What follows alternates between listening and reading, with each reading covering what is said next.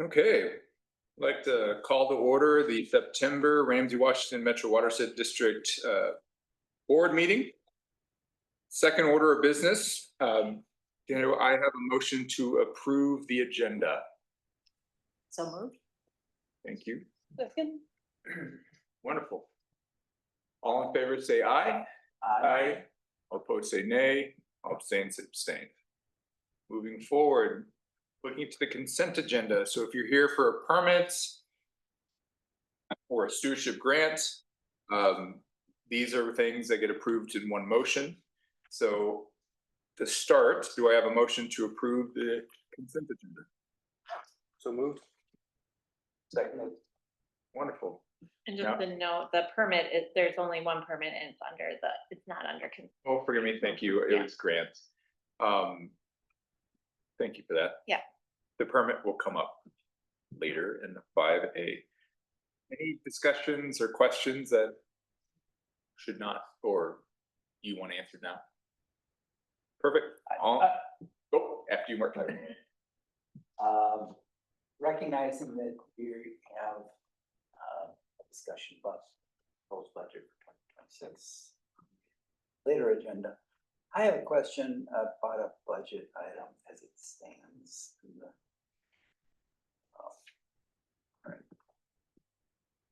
Sure.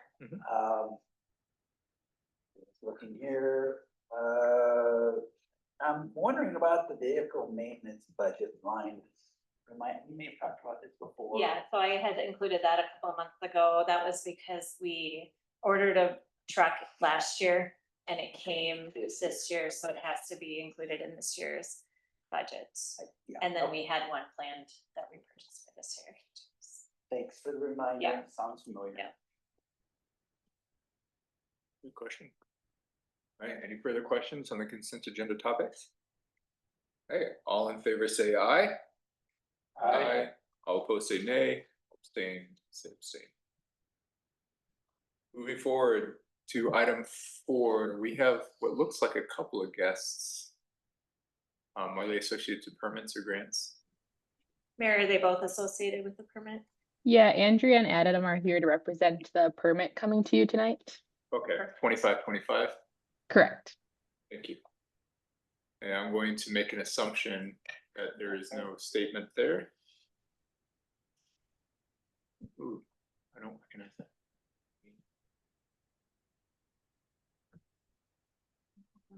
Let her get in here.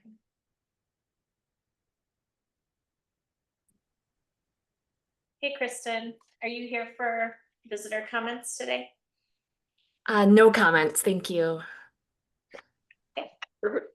Moving forward to the regulatory program. I think that heads to you, Mary, correct? Yeah, so we have one permit this month coming to you out of the consent agenda due to the variance request. So we have a Metropolitan Council project moving a sanitary sewer line due to its, prone flooding being too close to Grass Lake. They're proposing to move it upland due to like maintenance issues and access and water getting into the pipe. And so you'll see with this submittal that they are exempt from Rule C because they're removing all hard surface and existing bituminous trail and replacing with a pervious trail. There's also a variance request for Rule E. There are going to be temporary wetland buffer disturbances for the work planned, but they'll all be restored after the project is complete. And then it also triggered Rule D, but they're providing compensatory storage, so there will be more cut than fill for this project. And I can certainly field any questions that you have. And then Andrea and Adam are both here representing the project if they can answer any questions for you as well.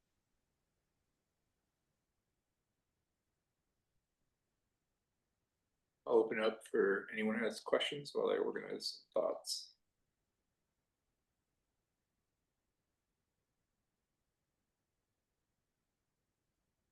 I have a high level general question, Mary, on the my thing is just jumping around. I apologize.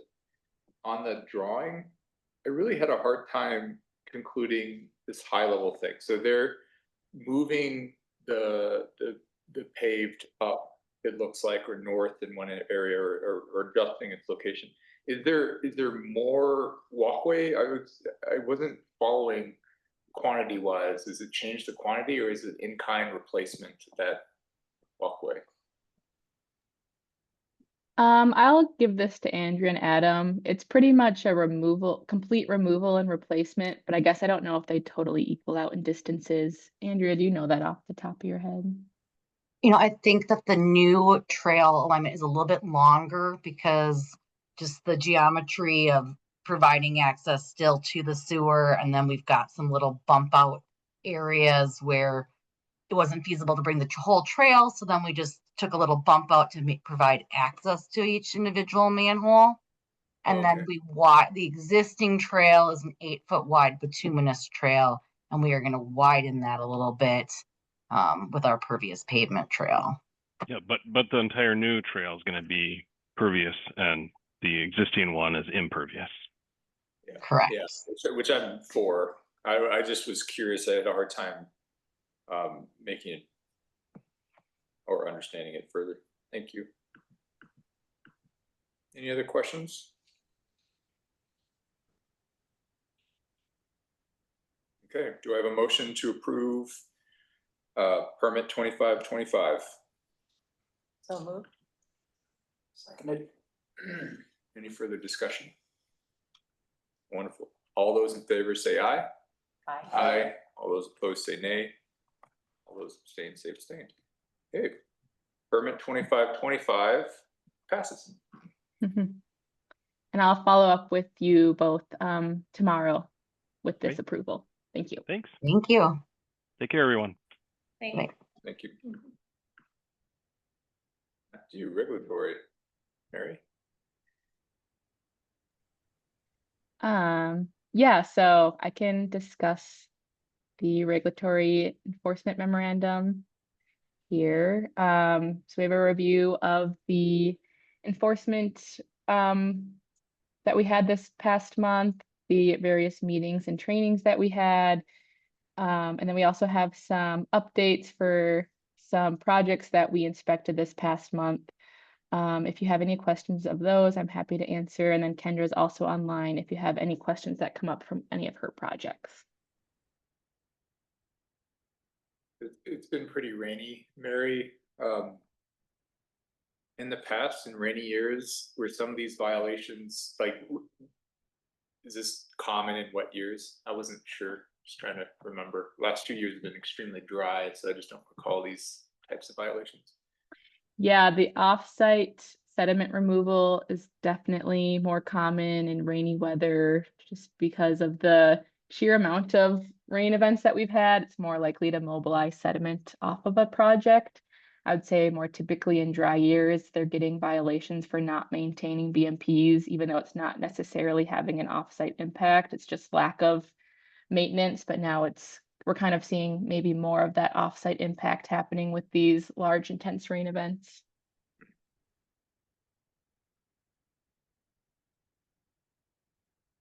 And I would note, I guess too, for that, it's these BMPs are typically meant to withstand a certain sized rain event. I want to say it's like 2 inches. And so anything above that, you're more likely to see a failure of a silt fence or something like that, because they're just not meant to, they're not designed to withstand, 3+ inches of rain. Is our requirements to plan for that 2-inch rain event? Out of curiosity, for these types of BMPs to protect them. There's not necessarily a requirement of what size rain event to prepare for. And so typically site to site will require additional redundant rows of perimeter control or inlet protection if we think there's a chance that one row won't suffice for a larger rain event at that project. Okay. Yeah, based on where the downstream resource might be located. I love the pictures. It paints a very busy month, or at least to me. Mm-hmm. Yeah, I'll note for that the Heights offsite impact, Kendra and I were actually out there today watching the vacuum truck company sucking up that sediment delta from that wetland. So we're still very much involved in that ongoing process, and then they'll have to start the restoration now that they've got the accumulated material removed. Yeah, I actually have a question about that, Mary. I'm curious which offsite wetland that is. Is it to the east of McKnight? So it's actually, sorry, I think I cut you off before you're done with your question. Yeah, is it to the east or is it to the west?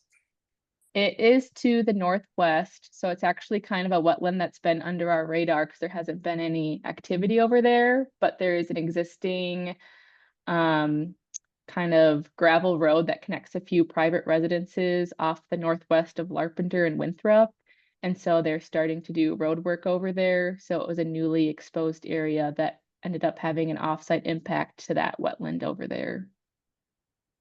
Had there been previous occasions of their perimeter controls not being suitable, or was it just not caught, or I'm curious kind of how the sediment source. Yeah, so I had an inspection earlier this month where I noted their perimeter control was deficient. And then when I came back for a reinspection, they failed to improve the inefficiencies. And so they got, dinged for that. And also that did cause an offsite impact. So if they, were to have improved it in a timely manner, maybe some of this could have been avoided. And that is certainly documented in their required follow-up, and the PCA was made aware of that as well. It looks like a lot of silt. Like Yeah. it's been collecting there for, I'm happy y'all caught it, but it's like, man, we've had other big rainstorms, so just thinking about it. Mhm. Yeah, and that's a big site, so a lot of Right, complexity. Yeah, thanks for the added information. Yeah.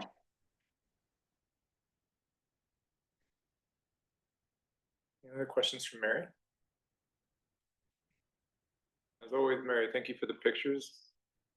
They speak volumes. Thank you. Moving forward, Ashley. Oh, making sure that I got that right. Correct. Mhm. Item 6, Ashley.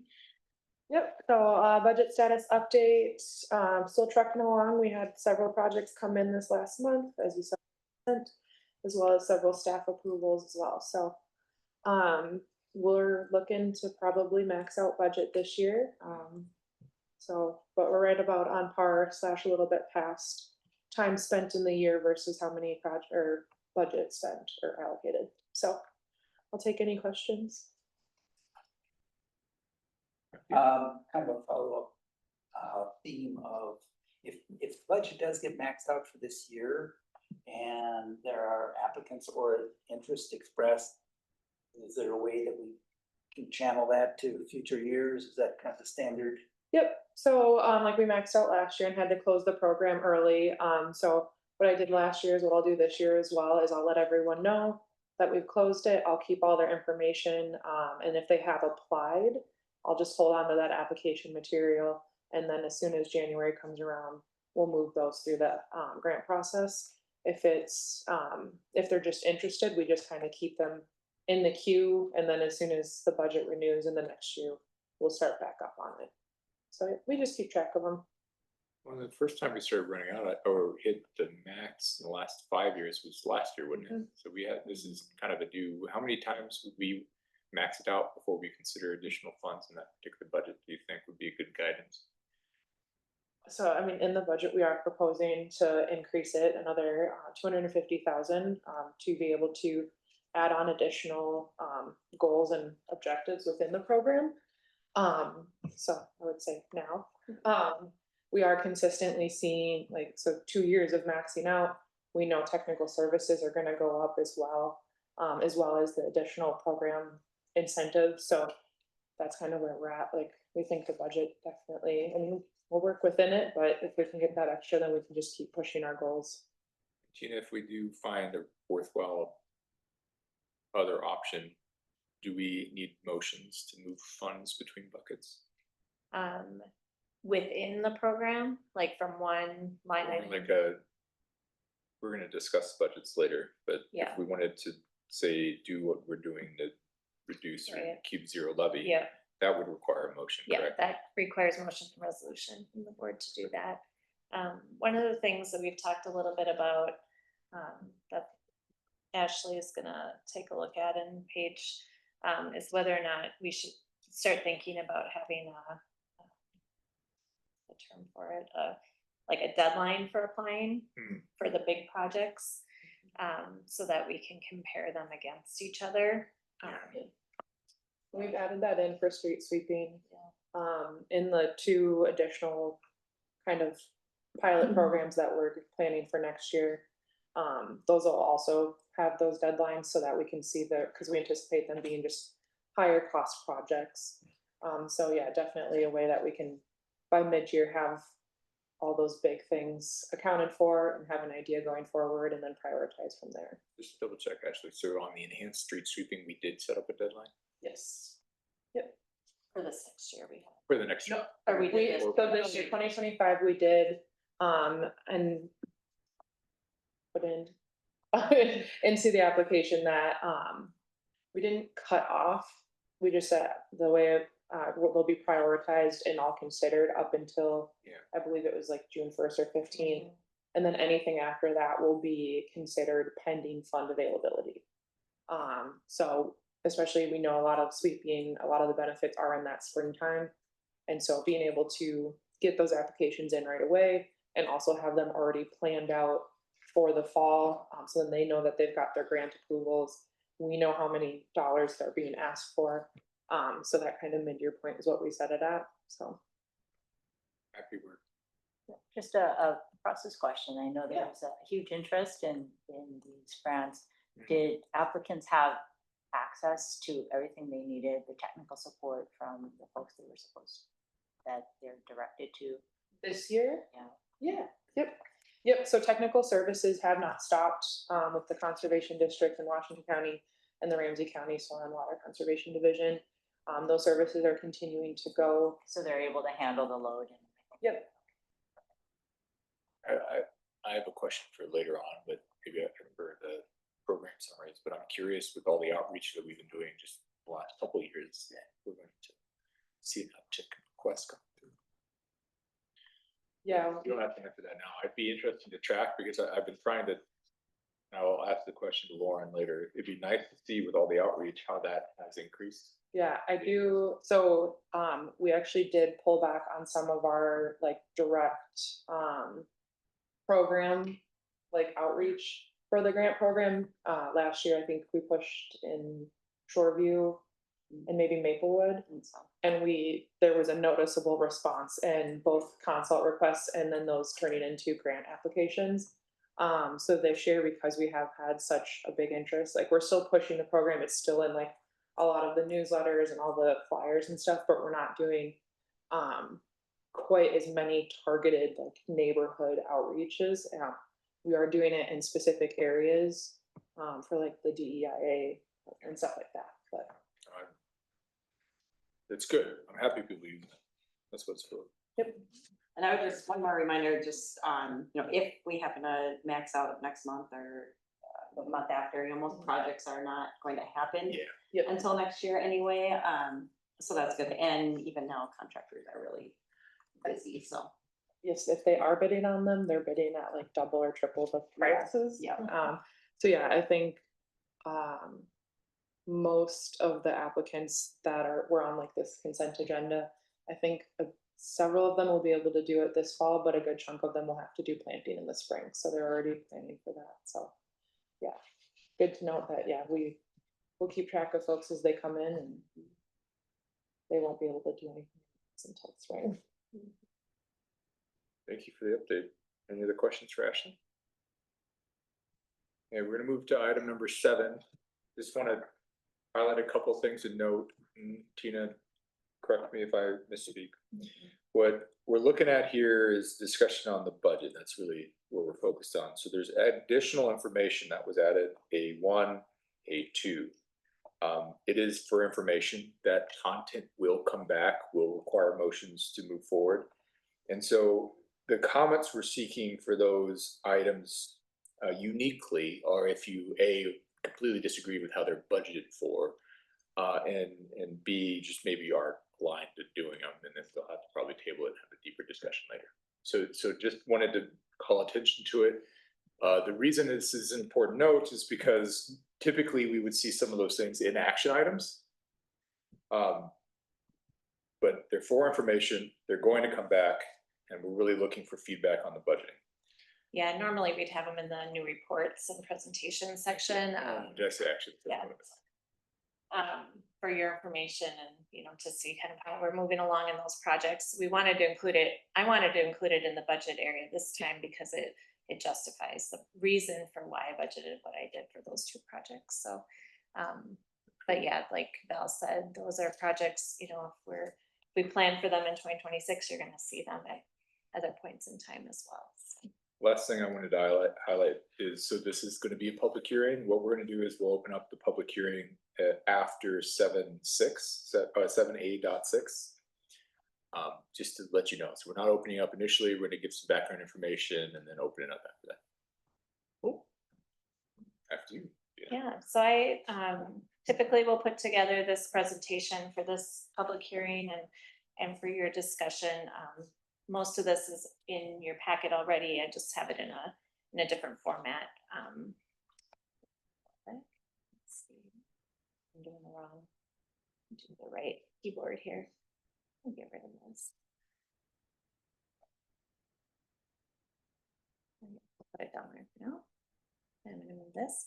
So this is just an overview of the proposed 2026 preliminary budget levy. As a reminder, this is you know, legislatively required that we approve a preliminary budget levy in September that goes to the counties for certification.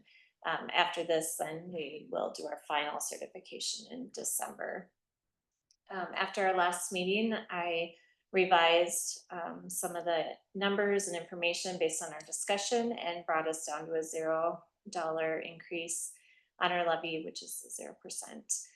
You can see here that there is some decrease actually in our budget in both the general fund and the CIP, slightly in both, but which is different than the levy, which we use. So what we take is that total budget, and then we look at all the carryover that's being estimated. We look at grant funding, and then also, as you'll see later in a table, we look at transferring funds like from the flood risk reduction. There we go.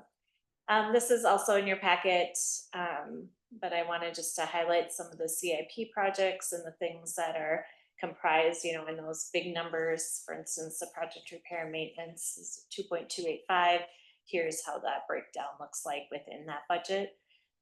We have some, you know, further refined some of these numbers from August. So like the office parking lot project has been further refined, and that will continue as we go on the year as well. And the Coleman and Lake Elm treatment and Wakefield Lake aeration, also those as well. So this is just an overview of what you already have there in your packet. Here's where I kind of look at what we're proposing for levy versus carryover versus other funding. And I'm just gonna cover this up here.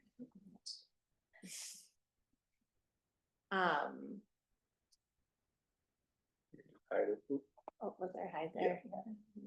Hide floating. Okay. Yeah, there we go. Thank you.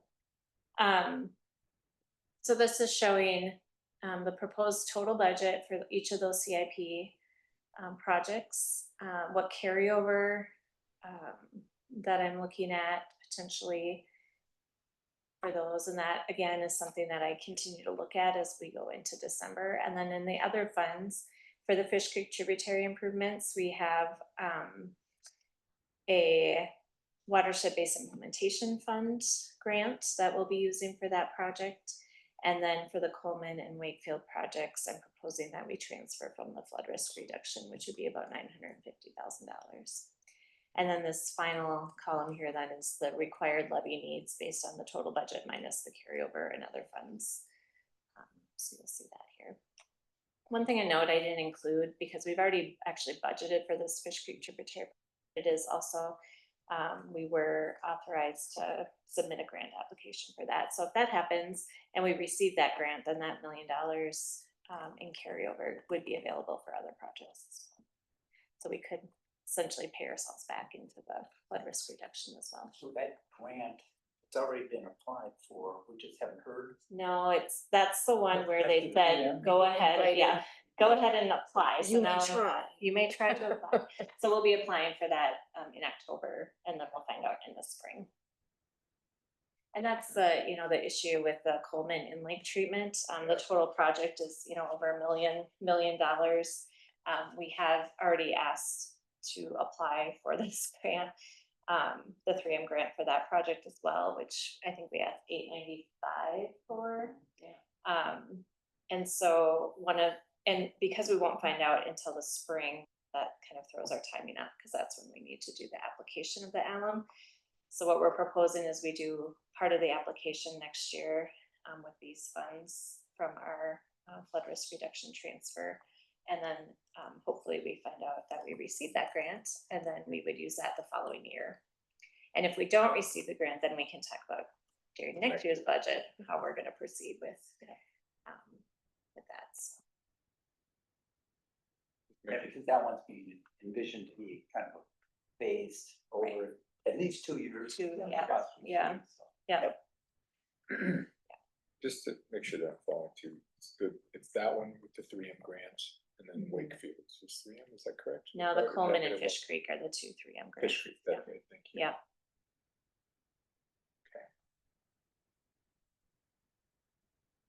And I kind of was thinking this, but I didn't express it. Back to the Fish Creek tributary. We've been invited to potentially apply. Do we have an idea what amount? For the Fish Creek, it was Around that million. around $1 million. Yeah, I can't remember the exact amount, but. 1.1 Yeah. or something, yeah. So both pretty sizable. Yeah, very Yes. sizable grant, Yeah. yeah.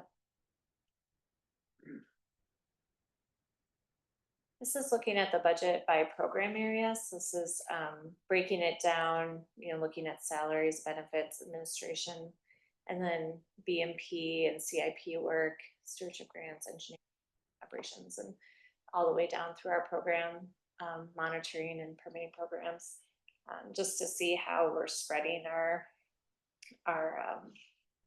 funds by program area.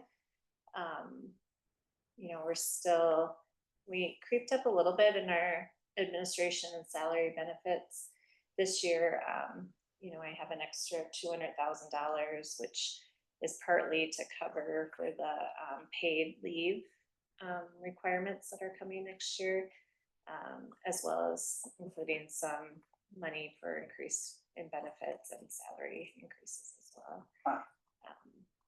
On that paid leave, Mhm. I don't fully understand. I know it's a new state law that goes into effect. If there are no requests, no draws on that paid leave, does that amount then potentially roll forward Roll forward to a future budget year? not from us. So once we pay it, so Yeah. Okay, either so the paid into a it's like fund. an insurance, Yeah. right? It's paid into a fund. So it's like unemployment. If we go with the state program, it's basically the same as unemployment insurance. We pay into it as an employer, and then our employees, if they can draw from it, they apply to the state to draw from it. They verify with us, and then they can use it. I'm also looking at some private insurance options for the paid leave, which somewhat collectively. So we have some options. So I do anticipate coming back to you once we kind of get situated with that. But yeah, it's a lot. It's coming fast. So we'll have to figure it out, get it kind of our final plan in place. But it was one of the soil and water conservation districts went out for quote, and they said it was like a public agency insurance. So they've invited us to look into that option as well. So we'll be doing that as well. Good. Yeah. I mean, even with that though, we have about 24% in administrative costs. So, 76% of our general fund is going to, actually of all of our fund, 100% of our budget is going to projects and programs. And then if you look by watershed management goals, this is a little interesting because there's a little shift this year in 2026. For the last several years, the risk of flood, managed risk of flooding and achieve quality surface water has been pretty much swapped. But with the Coleman and Wakefield projects being, mostly water quality, surface water related, that has bumped that up a little bit. And we don't have a big flooding project for 2026 plans. So feasibility stuff going. yeah, but also it's interesting because I think, prior to the last several years, this was what our graphs look like prior to that. So it's kind of going based on the priorities of that year, I guess. This is just a kind of a running historical 10-year look at the levy and budget. I've got the total budget at the top, followed by the CIP, and then the levy, the general fund budget, and the admin budget, just so you can see how those are looking for over the span. These spikes were in the budget for the CIP in total. That was based on the flood, dramatic increase in flood risk reduction planning efforts. It's partly why we have such a big carryover in our flood risk as well, because we had planned for some bigger projects that year. You'll see that our levy has been pretty stable. In fact, the last 3 years have all been the same, but even before that, it was just slight increases. So that's, use of the way that we can bring that down, obviously use carryover from year to year, and also, receiving grants and other funding mechanisms through the years. I just want to follow that up. I remember as the board, we came together and discussed the need for this funding, especially given what we've seen this year and how well the system's handled it for this particular year. I think it's definitely paid us back, is what it feels like. That was a purposeful choice. I recall, I think Ben and Mark were on the board at the time. We're like, we're going to increase because of these flooding risks.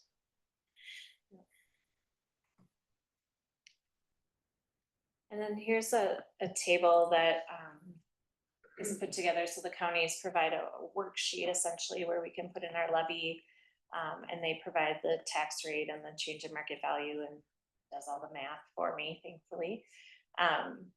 So here you can see the taxing district. So that's what the portion of the residential homes taxes would be for us, based on the market value of the home, which is on the left there.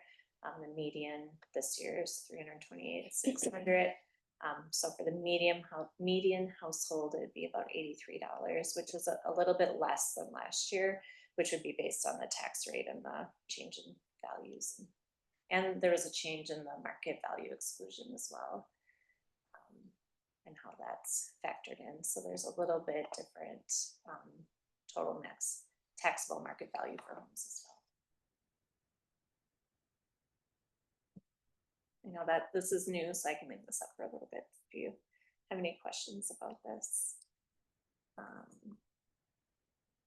Yeah, you're new to this, so when you're many years ago talking through some of these things, we want to understand the impact of the levy across the different socioeconomic spectrums. So this is a good way of showing some of that. Okay, cool. Yeah, I think it's good to have some perspective too on, obviously I'm biased, but I feel like, we provide a good value to our residents for what they're providing to us to allow us to do the work that we do. And I know it also shows too, that your commitment to, keeping that flat levy too is a benefit to the residents. Any questions about that? This presentation will be on our website. website too, so if you wanna take any more time. I think that's all I have, but that's all I included in the presentation. I'm happy to answer any questions or have some discussion around any questions you have about the budget. I have, before we open the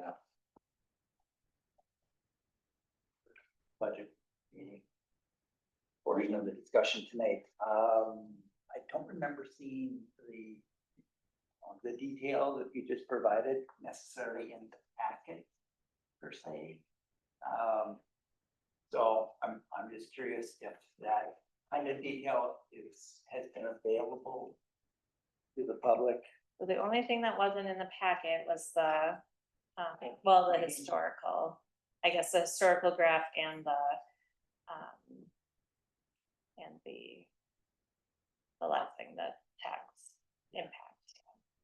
The last few years, we've put the presentation on the document library, for sure. Yeah, but I'm just, What are you talking about, like prior? it's, Gina, you said that it will be put on the library, but that would be essentially after the potential. For the preliminary, yeah, but there's still opportunities for people to comment ahead of the December one too, so. I mean, it's not the public hearing is tonight, but this is not the final. And if people were curious, had questions. Yeah. You know, were concerned, Yeah, they obviously will hopefully contact access. Yeah. Or- right.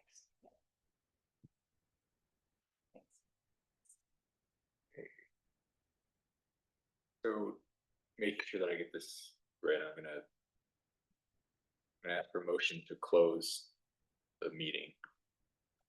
I'll have a second for it. We're gonna then open up the public hearing.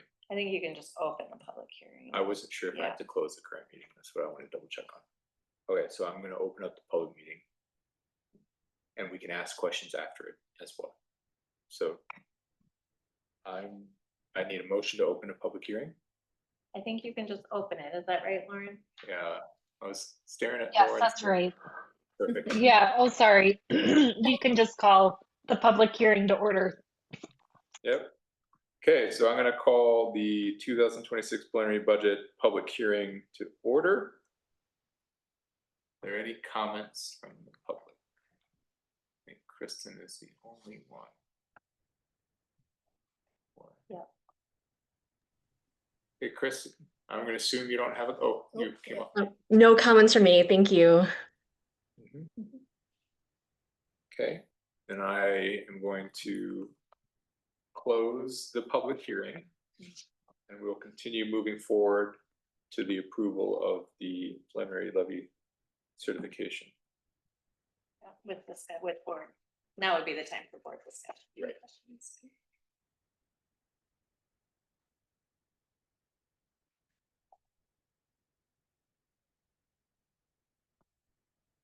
Any questions or comments from the board? Questions, anything? All right, I don't have any questions or comments. I just wanted to say that the flexibility built in with the grants is greatly appreciated. So the effort to maintain that 0% was really well thought out. And I have a comment, and I don't know this because I don't know the history well enough, but and I appreciate the report detailing what the flood risk reduction plan is for. I still feel drawing it down about 20% is maybe a little aggressive, but it's just a concern. Sure, yeah. I think when I got the memo from Brandon and was reviewing, the estimated costs, I mean, those are very high level, first of all. And one of the things that I was concerned, I would say, and talking with him a little bit about that, he reminded me that, our first phases of the Beltline resiliency study had those kinds of numbers too. And then we had feasibility work, and then we're like, wait, we can do more with less, or the issue isn't as big because we're doing more surveying and finding more. So he said, it's possible still that those are the numbers that we'll need, but there's also the possibility that we'll, come down in those numbers. As well as the fact that, projects of that magnitude are going to require grants or other funding sources. So I think. No, I appreciate Yeah. that. I'm just very somewhat scarred by the recent financial changes. They've been very quick. Grants have been moved, Yeah. revoked, Yeah. and so I don't want us to be Yeah. in a position where we're waiting for the Mhm. trickle down, and it's just not there. Yeah. So I think that's just fair. a concern. Yeah, that's very fair.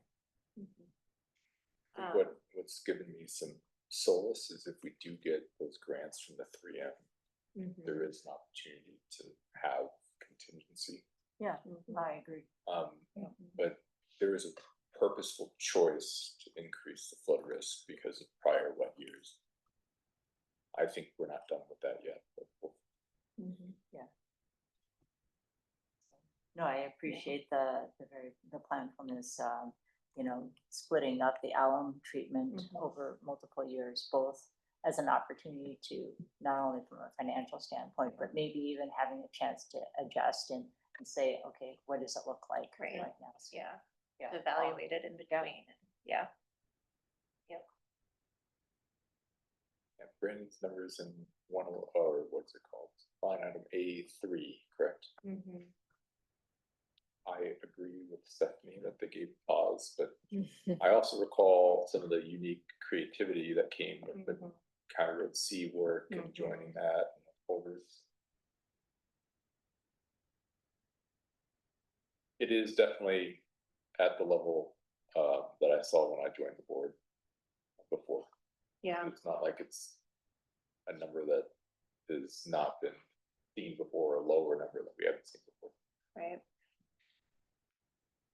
And I think it still leaves a good cushion for any emergency or kind of emergency work that might come up, or opportunities that might arise, while at the same time planning for those bigger projects in the future.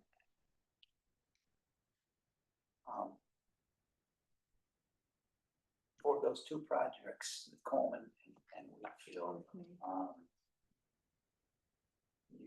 you had mentioned in the packet, maybe last meeting, there's comfort level in moving from the CIP and drawing for those two projects from the flood risk reduction. And I don't have a good sense of the full justification for that, because they're really water quality related, not necessarily flood risk related. I think we're in great shape with the flood reduction. We've done a lot of work in that for the last several years. We're prepared to do more work. But I just want, from a transparency standpoint, a little more detail.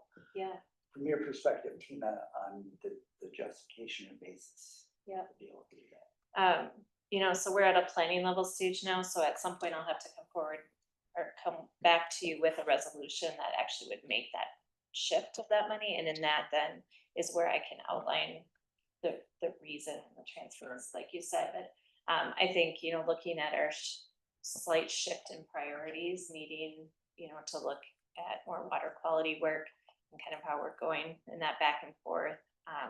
It's your discretion on where the priorities are for this next year's budget, right? So if you see that priority shifts a little bit, we want to focus on those two water quality projects, then you'd be justified in, being able to move that money from one to the next. And I can make sure I outline that in that resolution, so it's clear that, these monies were collected for this purpose. We still have that purpose, but not at the level that we need at this point. Transfer that over for that need. I don't know, is that kind of Yeah, get to what you're. knowing looking at, that yeah. we probably will have, opportunity for more discussion, as we prepare that resolution. Yeah. That's good to know too, and Yeah. understanding that, more detail can be provided at that Yeah. time. I mean, all of this seems a little, and it's good, maybe not good, but there seems to be some flexibility that needs to be applied, and there's also, it's very dynamic, very fluid. Yeah. In the sense that, with the grants coming in, budget years, there's always some carryover, there's some projects that, so there's always the fluid, but the Yeah. whole idea of Yeah. putting a budget in place is, this is what we plan to spend, this is guides. And so, I think for this point in time, that was helpful. Yeah. Do want to make this comment, and it doesn't fly against my belief that this is the right direction to send forward as the resolution. We, as others on the board know, we don't want to increase in December. So this is really setting what should be deemed as the top bar on what our budget is. Given the funds and focus that we've had recently with the flood, I'm comfortable with it this year. But as we, again, could revisit next year as we look, I just want to be very clear that this is kind of, after this, we don't want to set a precedent of increasing December. So if you're comfortable with it, that's good. That's what we're trying to talk about now. If you need us to change, that's what we need to talk about as well. I'm comfortable with that. Yeah, I won't bring the resolution for transfer until December along with the final budget, so. And because at that point too, then I'll have a better idea of carryover. There might be some other adjustments that can be made. I just, yeah. Yeah. I don't want to. But you're right. I mean, if we get to December, December and you're not comfortable with it, then, we're either increasing or we're, removing those projects from the plan for the year. Or shifting, I mean. Or shifting, Yeah.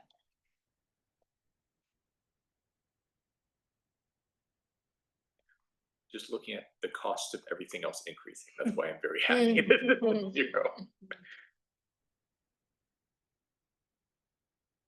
Other question?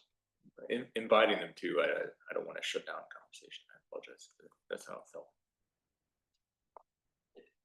I had some questions kind of about the two projects. I don't know if this time we want to go to that, or if we're gonna transfer to kind of those technical ones.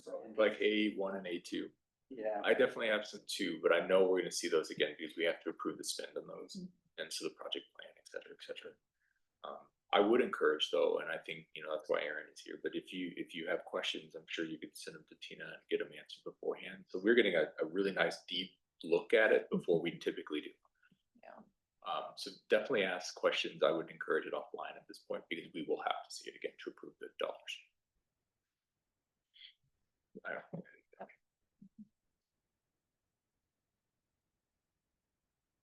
Okay, we do need a motion though to approve the resolution, correct? Yeah. So I'm going to ask if do I have a motion to approve resolution 2501? So moved. Right, a second. Any further discussions? Wonderful. All those in favor say aye. Aye. All those opposed say nay. All those abstain say abstained. Mark, I'll need your signature. You're Don Hancock on this as well. Forward. Now and send it to you. Give a pin, Mark.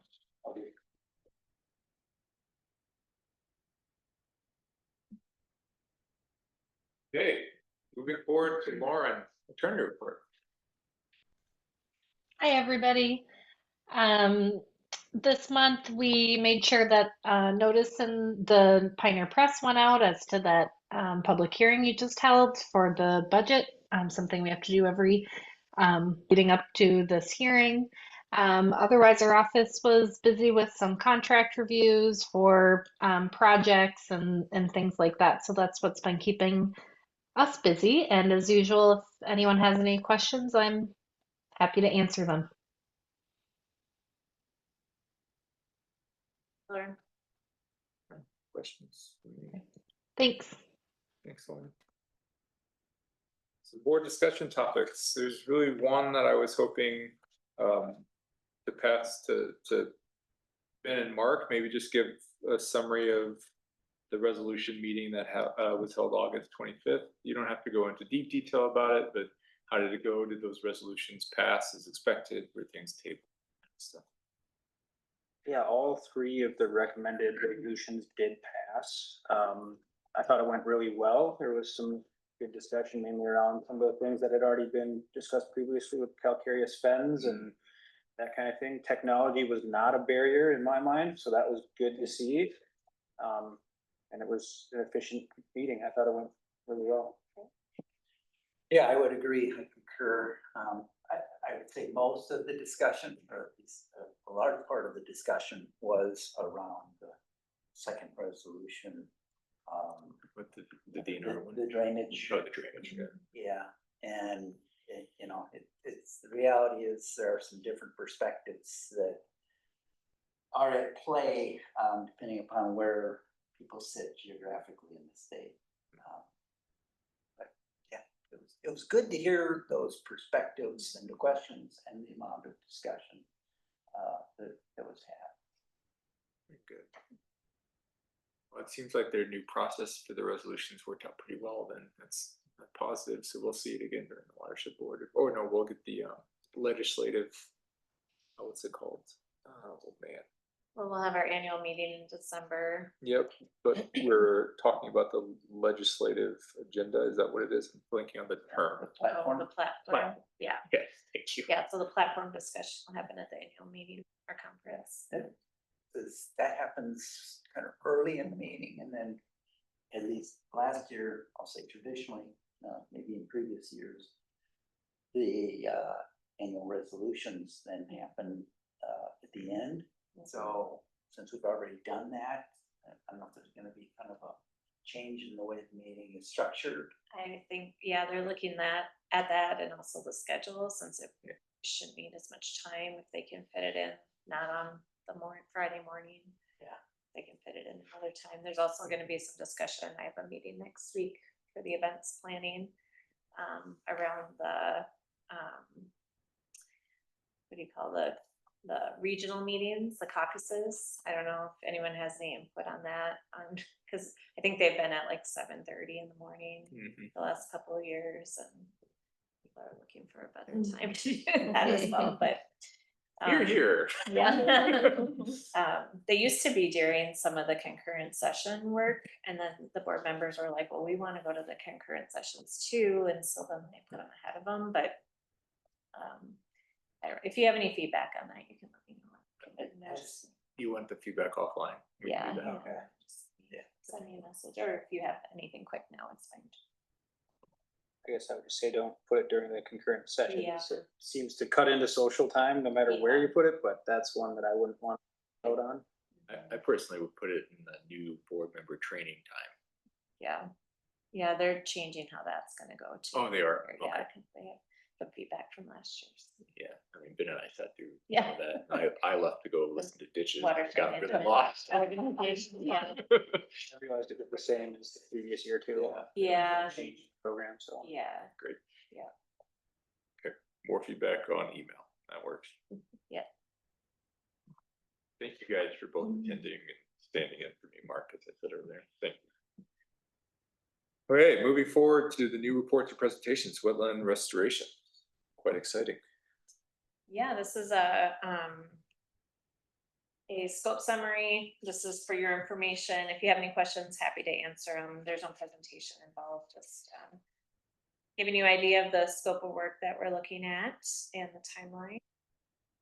And then you'll see, you know, later on, there's check-in points where you'll see kind of the conclusion of that work as we move forward. So, I have one quick question. yeah. Mm-hmm.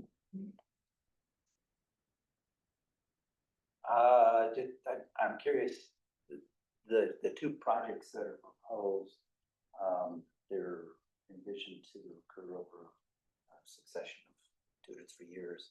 I'm curious how they were prioritize, you know, which one should come first, which one second. Yeah, so we worked with natural resource team and then good partners, so Ramsey-Washington and City of Little Canada, so Schletty Wetland. We've been out there, and our natural resource intern did a presentation last year, I believe. So that one just was higher, you know, we have a lot of background on it, but it's also very big, I think even larger than some of these areas. Potentially there's some private properties, so we're interested, the city is very interested, Church of St. John is interested, they have a portion on there, but it has potential to be very large. The plateau wetland came to us from talks with Ramsey County Parks, and yeah, just from being out there a little bit higher, we had Bar look at, I think we had, I don't remember, maybe a dozen or 15 potential wetlands that were at the top of that list. And so this rated higher on our warp scores, and you know, looking at things for accessibility and what it would take to restore that, and then having the partner interest. Yeah, certainly, I'm not as familiar with the plateau. I think I may have been there at one point. Yeah, yeah. I'd like to kind of dive down into the map detail, but there's a lot more complexity in the Schletty, so Yes. that does make sense. Yes. I was just curious. Yeah. Prior conversations had talked about efforts earlier where there were kind of a stock of some of the areas that could be wetland. Is that correct? I can't remember which year we talked about it, but I thought there were a list of wetlands that like could be potential. These two were on them. I remember talking about. Shoot, I'm going to mispronounce it. Thank you. Thank you for getting that before I butchered that one. Yeah, you've seen the Schletty, like we said, we had an intern that did some work, research work on it. She presented to you a couple years last year. I think there was a head. I think there was a. Yeah, I think it was last year. I think there was a head nod to this being a possibility. Yeah. Yep. On the, could you help me put into context wetland credits for this effort? We've been going back and forth on banked credits, not banked credits, all that kind of stuff. Could you just succinctly help me understand how they play a role in that? Yeah, I think in both of these cases, it's not a large enough site to. Okay, so the statements around the wetland banking credits was more of just highlighting it could qualify, but it's not something that we're doing. Is that what the intention was? Yes, look at that for all sites, but it, and I don't remember what the state requirement is, but it has to be quite a large area to qualify. It's like our cottage place wetland restorations just started. What caught me was just the wording of like 4.2 acres partially drains may qualify. And I was like, oh, I thought we were steering away from those credit mechanisms. Yeah, if we can get it to where, you know, Schletty maybe, depending on how much of that private area we can look at, but yeah. I guess the point is that we would always consider it if it's an opportunity. Yeah. Then that would be something we'd be interested in. I'm super happy with that. I just, it sounded like it was a large amount of effort. So even back in the wetland. Right, to get it started. Discussion. Yeah. So I was just wondering, the Schletty kind of geographically kind of reminds me of the cottage place wetland, where it kind of sits in the middle of private properties. So having just completed the cottage place, is there anything from that project that would be kind of like, oh, I wish this would have been done differently? Yeah, I think that might be also the reason that Plateau jumped to the top, because there are not a lot of residents around there. So that'll be a little, you know, we'll still do outreach and work with park that piece. You know, I think the big thing around Schletty is, you know, depending on how much tree removal. I thought we did a great job of notifying residents about what that would look like, but yeah, so maybe doing a little bit different approach or better approach. I don't know. It's just allowing the time, right? Yeah.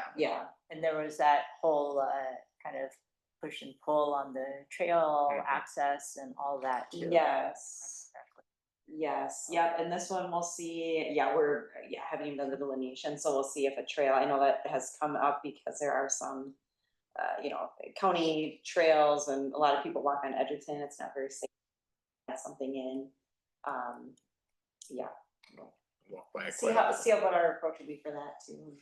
Or if the Good point. city, and really that's the city's to pursue, so Yeah. along with us, as a partner in this. Similar to Shoreview's like, yeah, let's put a trail in, and then their Right. residents told them no. Yeah. And then they abandoned that idea, so that'd be a similar thing where we'd want the city to help us, The timing of task 4, which is when we start, is in next year, I guess, was when we start engaging property owners, it looks.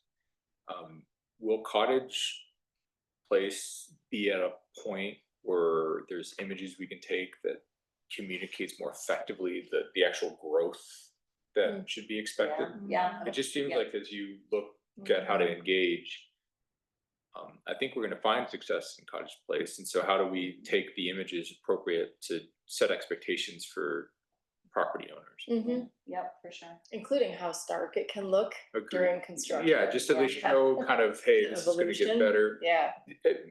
And just to build on what Stephanie is, I'm getting a bit more tactical than her question, although I think she worded it much better than I really want early engagement with the property owners, because I think this is only going to improve for them, or at least their perceived natural resources surrounding their houses. If there's a way to use Cottage Place to drive a more meaningful conversation with the property owners, I would strongly encourage. Yeah, I think we have some good drone footage too of Couch Place, Yeah. before, during, after, and. That'd be huge. Yeah. People like pictures. Mhm. So no action needed for this, just setting expectations. Yep. I'm excited to continue and embark and refresh. I think that's fantastic. Yeah. Just a quick note back on your question, quick comment about the bank credits. As I'm recalling, most of what we're talking about doing would be considered natural resource enhancement type activities. And it takes a pretty sizable, if there's a percentage, I don't know if it's 10%, I don't remember, truly have any value.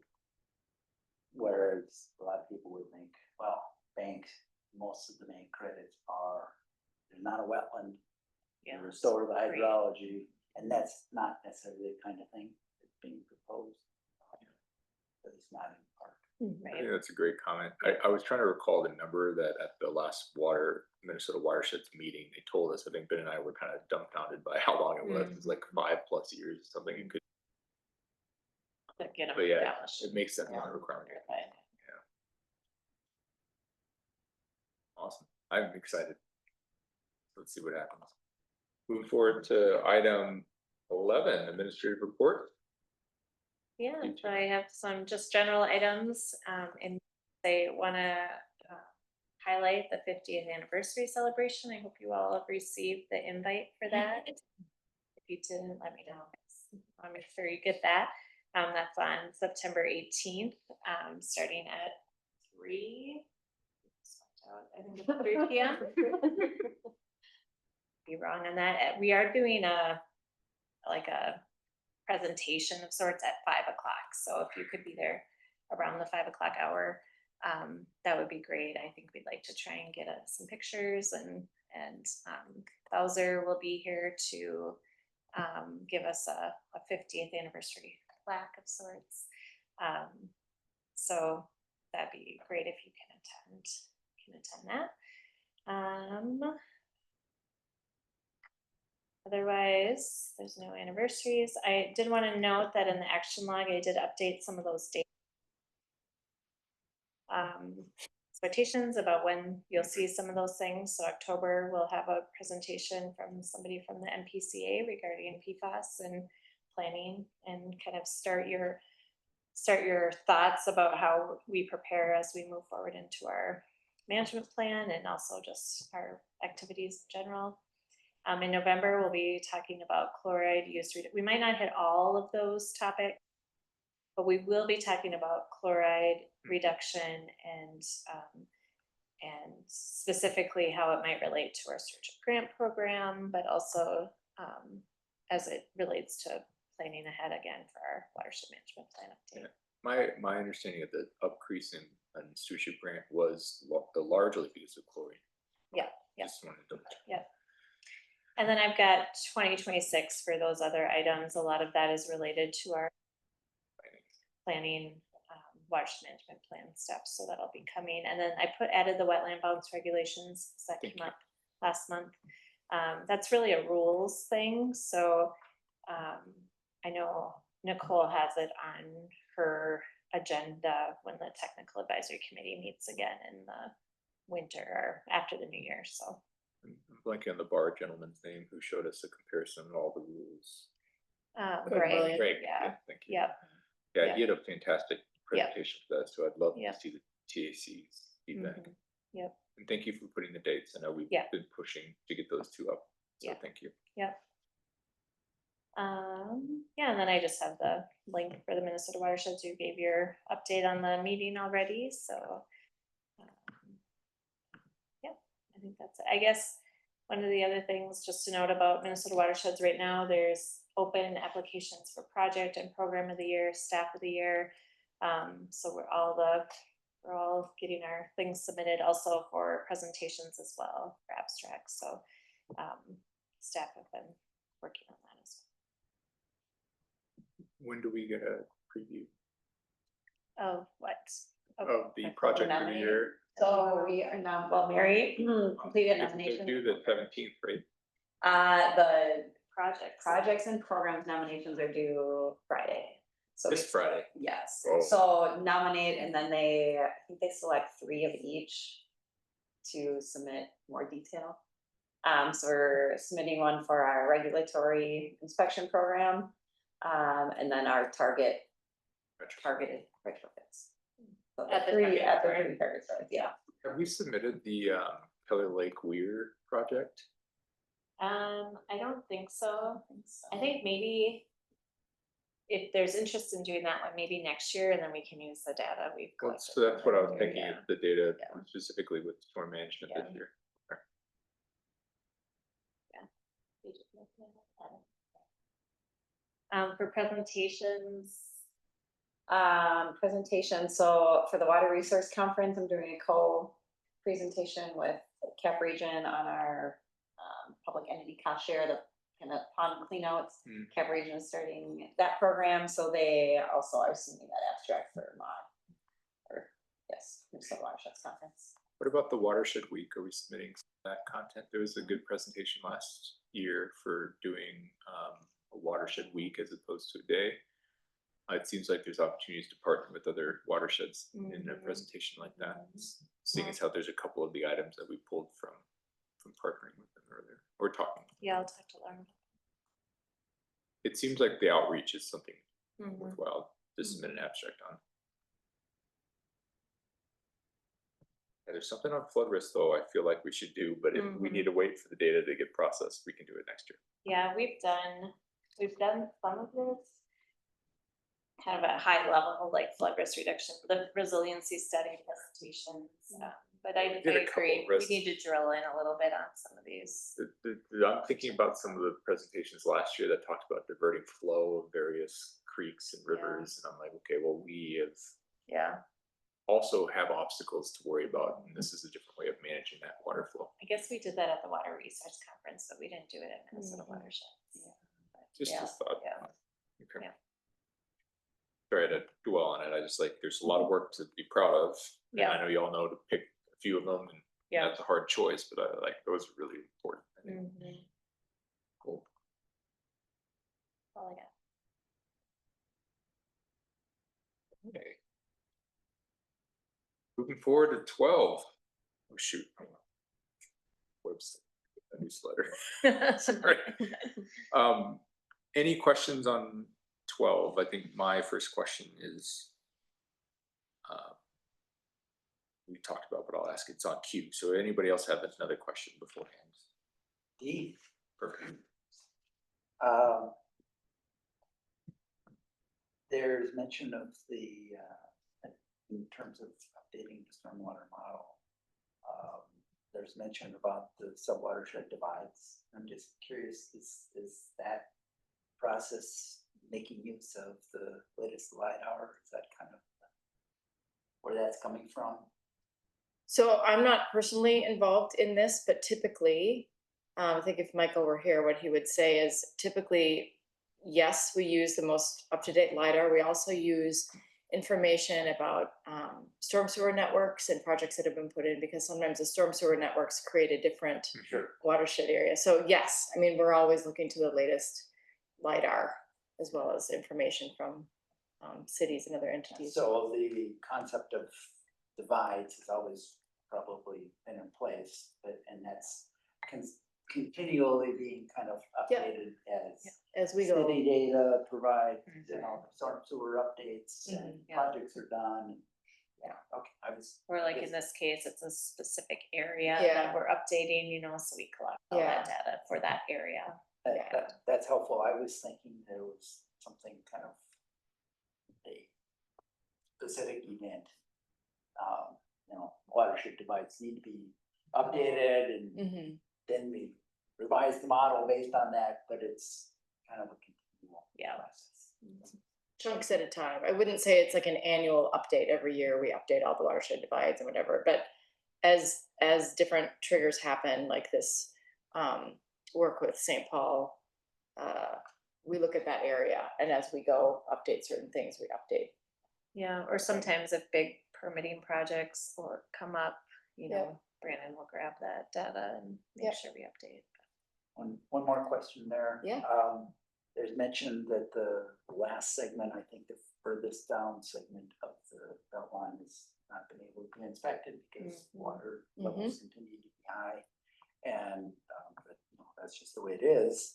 But I'm curious, are there any concerns or implications in terms of other maintenance schedules, budgeting, regulatory impacts, if that gets delayed, much further? I mean, there's a potential if there were a major repair needed in that section that we haven't inspected yet. I don't anticipate that, but we do have some budget in that project. Kind of earmarked for that need. I'm drawing on, and I don't remember the exact detail, but I'm drawing on, I think that there might be state or federal requirements that significant tunnel belt line have to be inspected like every 3 years or.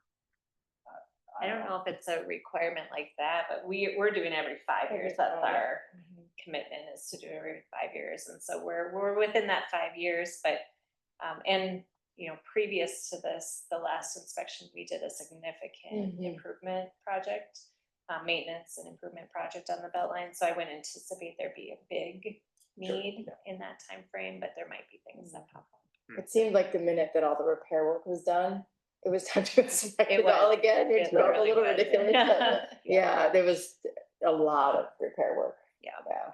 That we bonded for, that Yeah, we're it was a paying big in deal. our- That's Makes sense, thank you. Yep, good question. I have a quick question on the lake level. I saw that email in late August from, I think, Twin Lakes resident. It said, Did that when go will Vegas? Twin Lake level be updated? Hasn't been updated for a while. It was from Stan. Stan Martin. And Yeah, so So- I talked to him briefly about it, but So I'm just wondering if he's, so I checked, it seemed like it was working. Yeah. So I'm just wondering. I if the believe it is interface working. That's how I responded to him, that there was. yeah. Is it just the interface isn't intuitive or?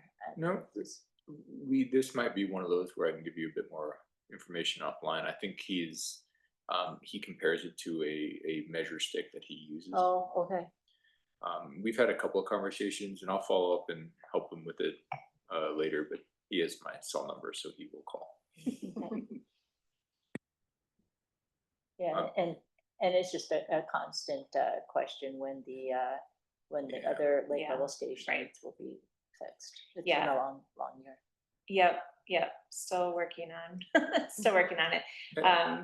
I think there was something in here about the timing. I mean, we're like with the West Venice one, we just have to come. Well, both of them, the twin Tanners one as well, but I mean, it seems like it's gonna be hard, but we are continuing to look at improvements in technology and maybe different hardware, software, things that might help with. I don't think this has to be an action on it, but I had highlighted it just to make a point during the budget one conversation, although I didn't make it there. Can we do a technology relook at lake level station at some point in the future? Bossa's down currently because that outlet where the measure would be, which is fine. But I'm thinking like, especially going to some of these conferences, it seems sensors constantly evolve. So I'm just kind of curious. Is Part there of the something problem better? is you invest in them and then, Yeah. And then so they at get what point outdated do really you quickly. change, right? Yep. So it would be really nice to see just maybe another research summary of Sure. what those look like. Okay. Because I'm sure at the Minnesota Watersheds Conference, there should be 3 new sensors. Yeah, right.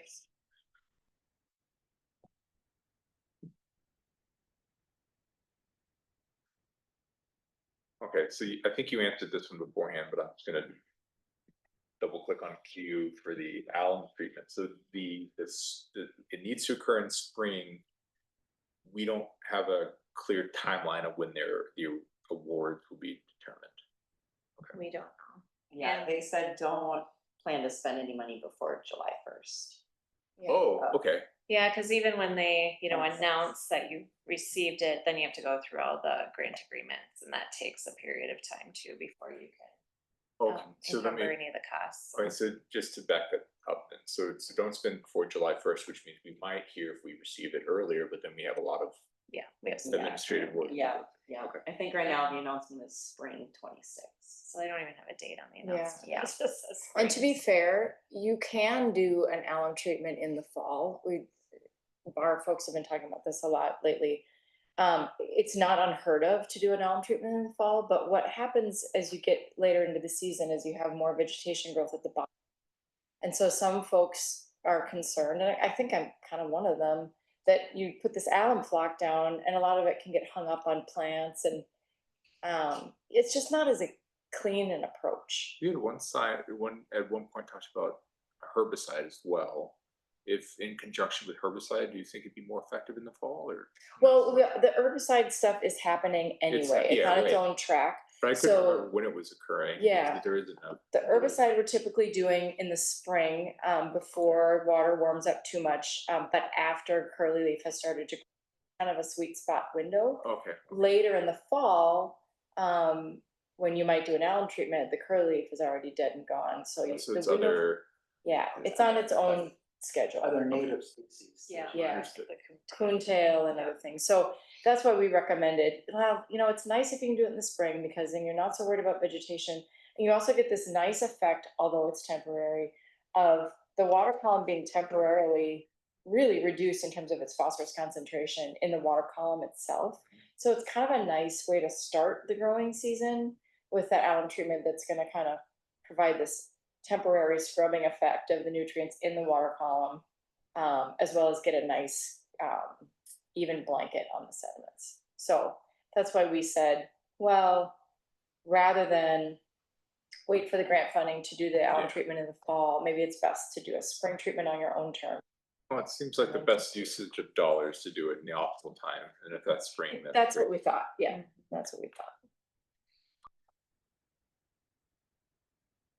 The rest of this is wonderful. I don't have any comments until Lauren's section with the communication, and it's just, I always appreciate the numbers, the number of clicks and all those types of things. I'd love to see some trends on those because we've really done some outreach, building on the conversation we had earlier about grants. I believe in conversations that I've had with people, and I don't want to speak for Stephanie or Mark, but most of the time I pointed them to grants. Is an easy way for you to get involved and then help reduce your financial load on doing that. So I'm just curious. Yep, we'll make a note. I know you had asked, I think Mark had asked for like month to month kind of numbers, so I'll see if she can do some trends on that. I'd specifically be interested since December. Yeah. If you want to time box it. The year of, yeah. 2026. Mark, great I don't have any comments or questions on the program. Sounds like good work's going down. Yeah, just a quick question on the Zan Associates. Yeah. Any idea of how many feedback surveys are anticipated there? How many feedback surveys? Or how many people they look to engage? I can have Lauren reach out and let you know. I don't know off the top of my head what her or what their plan is for a number of engagements. They came and gave a presentation, I think, a couple years ago. Am I remembering that correctly? Where they talked about, maybe it wasn't Zan, but we had hired a company to do some interview or outreach because they were, Yeah. So Yeah, that was was a different company. Yeah. Yeah. So they're gonna do focus groups and have some interviews with specific areas and groups of people. I think they're trying to keep them kind of on the smaller end to invite To go deeper? Yeah, to invite more conversation. But I'm not positive on the numbers, so I'll have her get back to you. My sense that section was that it's almost by invite. It is, yeah, it is. Yeah, targeted invites, yeah. Yep. Yeah, because it says discourage drop-ins. And that's because they're doing some pre-work with them, making sure that they're familiar with us, with them, what our goals are in this project and then this, our planning updates. So that's the goal is to have them already feel comfortable, to come and talk with us about those things. Very nice. Moving to item number 13, manager comments, next month's meeting. I actually was hoping to shoot a couple months ahead, November as a small comment. If we're looking at November being the chloride one, this might be a unique situation with the amount of interest, the number of topics to cover should make that just a workshop. Just as a side thought. I look at November, we're going to have to do delegates in November. There's a couple other things coming across in November. Just curious. November might be a pretty big month. Okay. Just as an aside. Let me I don't know what the content is. So I was gonna say, let me follow up with staff. And we meet with Bar tomorrow to kind of look at the months ahead too, so we can but we can take a look at that and see if we think it. I remember, but it generally feels like as we get closer to the watershed meeting, December budget certification and finalization. In November, there's typically a bolus of things going forward and planning, and so I just was, as you guys look at it. Yeah. Y'all have to solve it now. Yeah, it'll be the grant program update as well. Yeah. And then we can. And then we sometimes a memo on a proposed approach to chloride management strategy. Yeah. Well, it seems like it's going to double click on the stewardship grant piece, but there's also generally how are we going to incorporate it into the management plan. And so I don't know if we're going to do both of those. And I can I'll touch base with you after That's perfectly fine. Awesome. Any other manager comments? Just a comment. I was at the state fair with Paige, and besides smelling donuts all day, I thought that the conversation with the folks that passed by was intriguing. A lot of folks sought us out because we were so engaging. But you read the yes, at the Bluetown Metro, Metro Metro Balloons stand in front of the eco experience right next to the line. But quite a few people said they were the recipients of Lawns to Legumes, and they were really excited. In fact, one lady came to the fair specifically to see that booth. Oh wow! Yeah, so I was like, wow, interaction. It was. We told me that, like, no, I'm not sure. It's true. Yeah. No, And she was from out of state originally. Yeah, originally out of state. So first time fair and just so just that's awesome.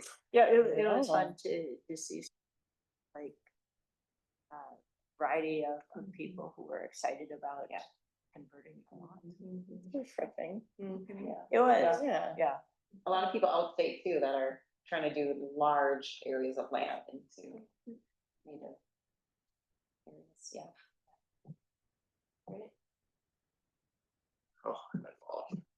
All right. We have a motion to adjourn.